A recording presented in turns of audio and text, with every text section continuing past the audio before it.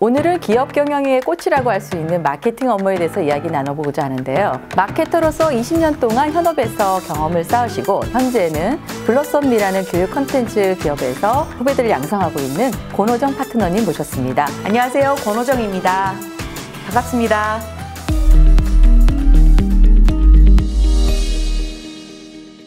지금은 어떨지 모르겠지만 과거에는 기업에서 브랜드 매니저 하면 굉장히 파워가 있고 굉장히 중요한 역할을 하는 그런 자리였는데 지금하고 좀 다르긴 했지만 그 당시는 어땠는지 궁금하네요. 소비재 회사 같은 경우는 제품이 좀 간단하고 그러다 보니까 이제 브랜드 매니저를 중심으로 해서 제품의 신제품 기획부터 뭐 생산, 그다음에 뭐 세일즈 전략, 마케팅, 그다음에 브랜드 관리, 이 모든 그 마케팅의 밸류 체인을 브랜드 매니저가 중심으로 해서 다른 유관 부서하고 이렇게 협업해서 움직이는 그런 구조로 되어 있기 때문에 브랜드 매니저가 책임과 권한도 많고 브랜드를 중심으로 비즈니스를 운영을 하는 게 굉장히 중요하고 그다음에 그 브랜드의 가치를 올리게끔 뭐 여러 가지 마케팅 활동 중심으로 이제 비즈니스가 움직이는 그런 회사 같은 경우는 여전히 브랜드 매니저가 중요한 역할을 하는 게 사실이고요. 지금은 이제 뭐 데이터 전문가라든지 아니면 디지털 마케팅 쪽 전문가라든지 이런 식으로 마케팅 안에 이렇게 여러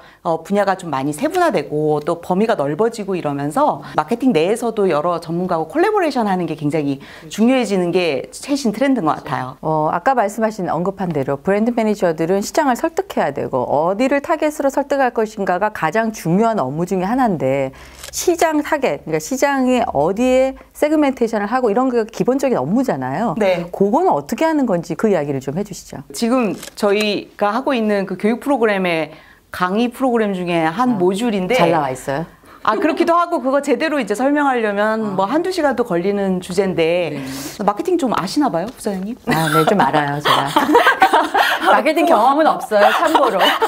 풍월로 이제 네. 네. 요즘 워낙 이제 마케팅 용어가 범용적으로 많이 쓰이고 있는 게 또 기본이에요. 기업을 다녀서. 그래 교양으로. 네. 그럼요. 근데 어쨌건 STP라는 게 이제 그 마케팅의 그 이론의 굉장히 중요한 근간이었는데 세그멘테이션이라 그래서 이제 시장을 비슷한 이제 소비자분끼리 이제 좀 그룹핑해서 나누고 그 중에서 내가 어디를 타겟팅할지 고르는 게 타겟팅이고 거기에 맞춰서 내가 이렇게 팔 제품이나 서비스를 맞추는 약간 포지셔닝 그 과정이 전략에서 굉장히 중요했는데 그 여전히 지금도 그 고민의 과정은 비즈니스 모델을 만드는데 굉장히 중요하거든요. 근데 데이터가 많이 발달하고 디지털 마케팅이 되면서 굉장히 많이 세분화되고 있어요. 더 세분화돼요? 네. 그러다 보니까 이제 세그멘테이션은 아까 제가 말씀드린 대로 소비자를 묶는다 그랬잖아요. 그렇죠. 근데 묶는 기법 같은 경우는 지금은 이제 조금 더 세분하게 나눌 수 있는 방법이 없을까 이런 쪽으로 이제 좀 가고 있어서 예전하고 많이 달라지고 있는 부분이고요. 타겟팅 같은 경우는 제가 보기에는 예전이나 지금이나 여전히 굉장히 중요한 것 같아요. 왜냐면 마케팅 예산이 어차피 한정적일 수밖에 없고 본인의 어떤 그 브랜드의 어떤 색깔 자기가 내세우려고 하는 그런 가치가 사실 개성이 있으면 있을수록 뾰족하면 뾰족할수록 따르는 팬층이 이제 명확해지기 때문에 그런 측면에서 내가 어떤 시장을 일단 우선적으로 공략을 해야겠다라고 정하는 그 타겟팅 과정은 굉장히 중요해지고 있는 것 같아요. 여전히. 최근에 뭐 마케팅가 워낙 시장에 민감, 아까 말씀대로 이제 워낙 이 세그멘테이션도 세분화되고 타겟팅도 또 더군다나 전략도 아주 세밀하게 짜야 되는 거잖아요. 그런 것처럼 그걸 짜려고 그러면 시장에 굉장히 민감해야 되는 게 사실 마케팅 업무인 것 같은데 그러다 보니까 트렌드에 굉장히 민감해질 수밖에 없고 최근 트렌드를 안 물어볼 수가 없어요. 그러니까 최근에 이 마케팅 흐름상에서 트렌드는 뭔가요? 여전히 그 말씀하신 대로 세분화라는 말이 마케팅 영역에서도 두드러지게 나타나고 있는데 마케팅 내부 조직적으로 볼 때도 예전보다 요즘 그 부장님 아마 느끼실 거예요. 마케팅에 새로 누구 이렇게 뽑는다 그러면 다들 보면 뭐 디지털 마케팅 쪽 전문가, 당연하죠. 퍼포먼스 마케팅 할 수 있는 사람, 그다음에 데이터 분석 할 수 있는 사람 이런 그렇죠. 사람들 많이 찾고 있잖아요. 그렇죠. 근데 실제로 마케팅 분야 안에 이런 데이터를 활용한 디지털 마케팅 기반의 여러 이제 툴들이 많이 들어오게 됐어요. 그러면서 그런 것들을 자유자재로 좀 분석할 수 있고 인사이트를 뽑아낼 수 있고 그걸 기반으로 의사결정을 하는 그런 그 부서의 움직임이 굉장히 중요해지고 그런 역량을 키우는 게 중요해지고 하는 게 이 디지털을 자유자재로 이제 볼 수 있는. 근데 이 디지털이라는 게 툴은 다양하게 바뀌지만 결국은 고객의 움직임을 나타내는 여러 데이터들을 읽고 분석하고 거기에서 임플리케이션을 끄집어내는 그쪽 역량인 것 같아요. 그래서 그런 쪽으로 더 잘할 수 있게끔 마케팅 조직을 어떻게 만들고 앞으로 진화할 거냐. 그게 마케팅 그 업계 종사자들이 주목해야 될 트렌드 중에 하나고요. 그다음에 이제 마케터가 실제로 이제 제품을 홍보하거나 마케팅 활동을 할 때도 디지털 트랜스포메이션을 중심으로 움직이고 있어요. 그래서 예전 같은 경우에 그 몇 개 이게 메이저 이커머스 채널만 잡아도 오프라인하고 같이 해가지고 매출을 일으키는데 크게 문제가 없었다고 하면 지금은 이제 이커머스 채널 안에서도 더 세분화 전문화된 그런 플레이어들이 나타나고 있거든요. 그래서 그런 이제 다양화된 채널들과 어떻게 이제 내 제품이나 서비스를 잘 그쪽에 입점시키면서 서로 성장을 도모할 것인지 그게 마케팅에서 굉장히 중요한 화두가 되고 있어요.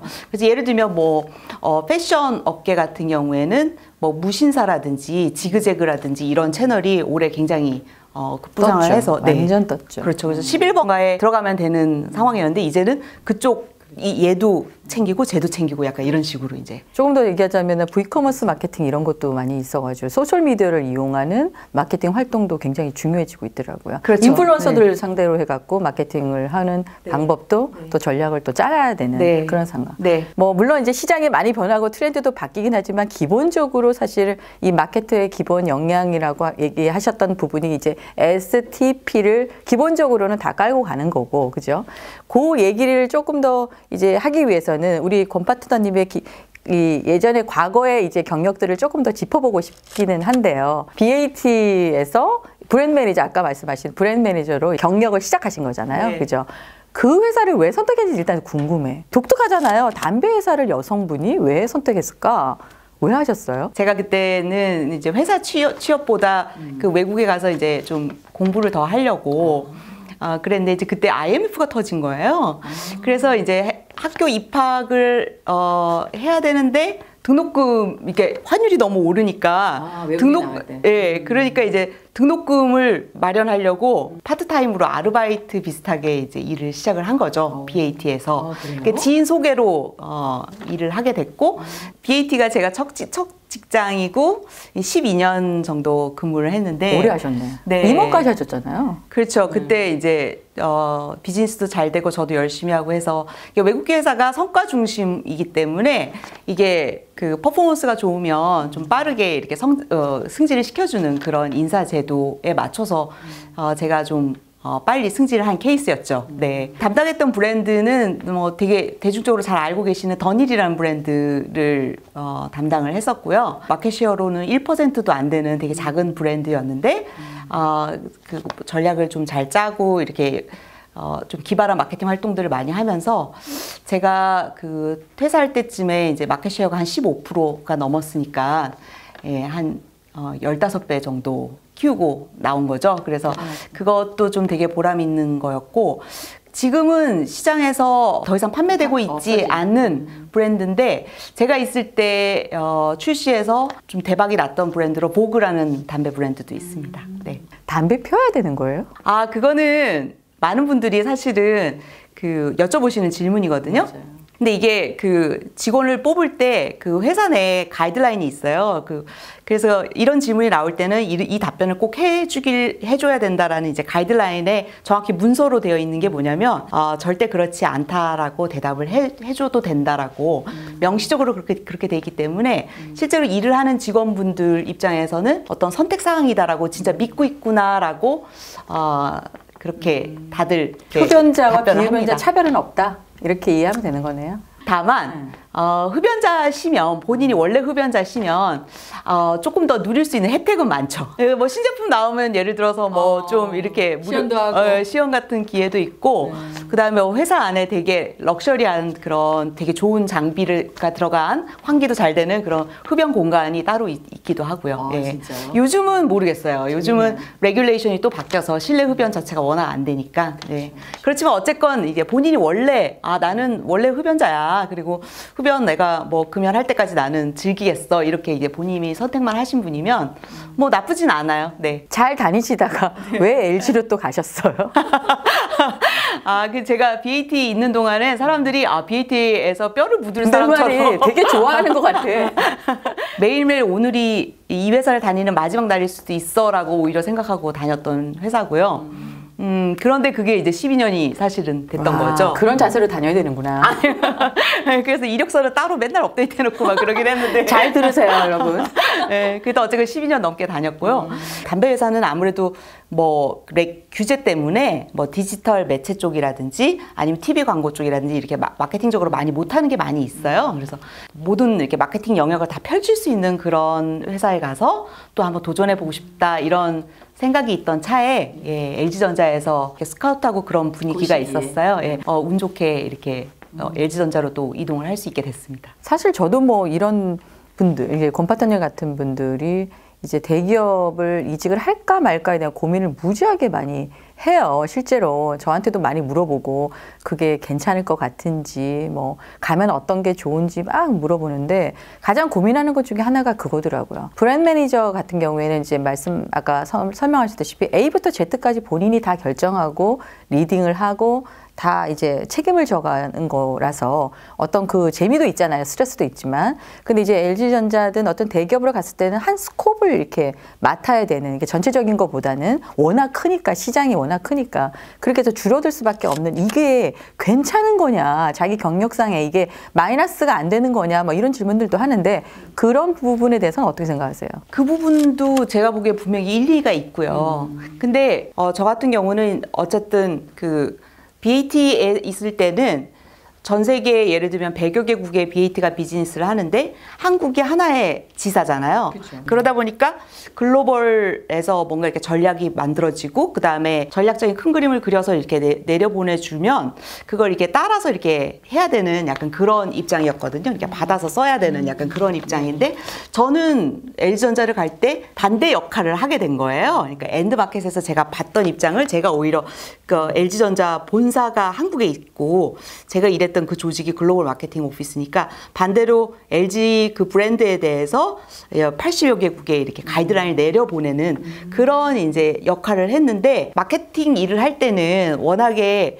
그 상대방을 이해하고 다양한 그 관점의 그 여러 유관 부서하고 일을 하고 그 다음에 이제 카테고리나 이렇게 시장 상황이 바뀌어도 그걸 유연하게 대처하고 하는 능력이 굉장히 본인한테 필요한데 그러려면 다양한 것들을 경험해 보는 게 저는 좋다고 생각이 들고 그래서 제 입장에서는 저는 이직을 할 때 그런 거에 대한 목적이 명확하게 있었어요. 그러니까 그 부사장님께 그런 컨선을 공유한 그런 분이라면 저는 그분께 요런 관점에서 본인이 정확하게 얻고자 하는 그 새로운 어떤 관점, 러닝 포인트가 정확히 뭔지 고민을 조금 더 구체적으로 해보시기를 저는 추천드립니다. 그러다가 이제 또 다시 이제 제약회사라는 또 새로운 또 도전을 또 하셨는데, 네. 그죠? 뭐 곰파트너님은 이제 외국계 기업에서도 근무를 하셨고, LG전자 같은 대기업에서도 마케팅 업무를 해보셨는데, 차이가 분명히 있긴 있을 거예요. 그죠? 그 차이에 대해서 간단하게 좀 설명 좀 해주세요. 네, 일단 외국계 회사 같은 경우에,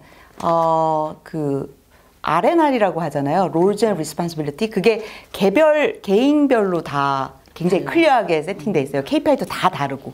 그러니까 이제 본인 한 사람의 퍼포먼스가 되게 냉정하게 평가되는 그런 시스템이라고 보시면 되고 그렇기 때문에 이제 어떻게 보면 내부적으로 좀 경쟁이나 긴장감도 굉장히 높고 또 업무에 대한 그런 뭐 압박감이라 그래야 돼 책임감 이런 것도 굉장히 높은 대신 또 그 실적에 따라서 아까 말씀드린 대로 연봉이나 이제 보상이 좀 화끈하게 주어지는 그런 이제 그 조직이라고 하면 대기업 같은 경우 제가 막상 가보니까 그 R&R이 있긴 있어요. 그리고 뭐 업무도 좀 분화돼 있고 한데 팀워크나 이런 거를 굉장히 중요시 여기는 문화더라고요. 그리고 그 제약에서 뭐 마케팅 총괄 하셔서 임원을 하시긴 하셨지만은 워낙 이제 경험 풍부하시니까 와 그래도 제약 분야에서 마케팅은 좀 다르다 이런 건 어떤 게 있어요? 담배랑 그 비슷한 규제 산업이기 때문에 내가 적응을 빨리 할 수 있을 거다라고 생각했는데 생각보다 담배에 가해지는 규제와 의료 쪽에 가해지는 규제 자체가 일단 성격이 굉장히 다르고요. 그 규제를 대하는 어떤 회사의 움직임이나 애티튜드 이런 것도 굉장히 다르고 규제 구제 산업이라는 점을 절대로 이렇게 쉽게 보지 마시라고 일단 말씀드리고 싶고, 이쪽 면이 장점이 저쪽 면이 단점이 될 수도 있고 하기 때문에 본인 입장에서 어떤 게 더 맞을지, 어떤 게 더 선호되는지 이런 고민도 같이 해보시면 좋을 것 같아요. 분명한 차이점은 있다. 예, 감안해서 판단해봐라. 네. 이런 얘기시네요. 네. 네. 역시 마케터 분들은 이게 도전하는 거를 이게 두려워하지는 않은 것 같아. 네, 약간 두려움이 좀 적죠. 그런 분들이 또 마케팅을 하는 게 맞는 거죠. 좀 쉽고 쉽지만 여전히 가까이 있고 내가 그러면서도 여전히 많은 걸 배울 수 있는 그런 기회가 있다면 꼭 너무 이렇게 멀리서 이렇게 도전해가지고 찾지는 않으셔도 될 것 같다. 그래서 꼭 저를 따라하실 필요는 없다고 저는 말씀드리고 아니, 싶어요. 그래도 지금 어쨌든 간에 지금 블러썸비에서 교육을 하고 계시고 네. 예, 가지고 있는 경험치를 다 끄집어내서 지금 가르친다는 거는 그만큼의 경험이 콤바토니한테는 엄청난 재산이 된 거 아니에요? 가르치는 거야말로 하면 할수록 어려운 것 같고요. 저도 이 일을 한 지 이제 만 4년이 넘어가고 있는데, 이 일을 앞으로 쭉 꽤 오랫동안 내가 할 수 있겠다라는 자신감이 생긴 지도 사실 얼마 안 됐어요. 근데 그게 결정적인 계기는 뭐였냐면, 작년에 제가 이제 집필 활동을 좀 했는데, 현업에서 일을 할 때는 그 일 자체를 성공을 시키고 해야 되는 일이 있기 때문에 그 속에서 내가 뭘 배웠고 이걸 다른 사람한테 설명해 줄 수 있을 정도의 노하우라고 하면 뭐가 있을지, 그 안에 숨어 있는 그걸 이렇게 찬찬히 정리한다는 게 사실 쉽지가 않거든요.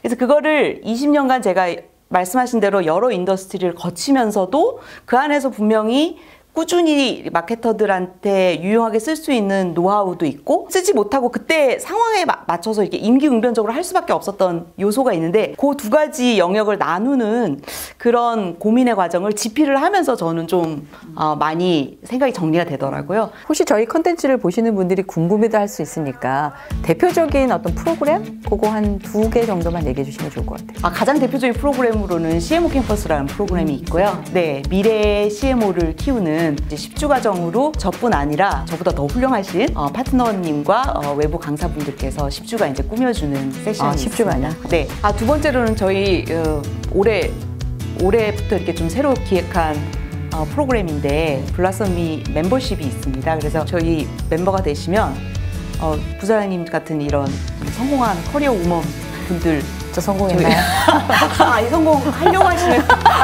하려고 스스로한테 만족 못하세요. 네, 그런 이제 분들, 다양한 분야에 있는 분들끼리 이제 네트워킹하고 그러면서 이제 같이 마케팅에 대해서 좀 공부를 많이 하는 그런 프로그램이 따로 있습니다. 네. 참고해 주시면 좋을 것 같아요. 좋은 취지로 시작을 하고 있고요. 네, 관심 있게 지켜봐 주시면 좋겠습니다. 오늘은 여기까지 이야기하고요. 다음 시간에 이어서 우리 권 파트너님과 같이 마케터의 어떤 커리어적인 부분과 비전에 대한 이야기 나눠보도록 하겠습니다. 오늘 시청해 주셔서 감사합니다.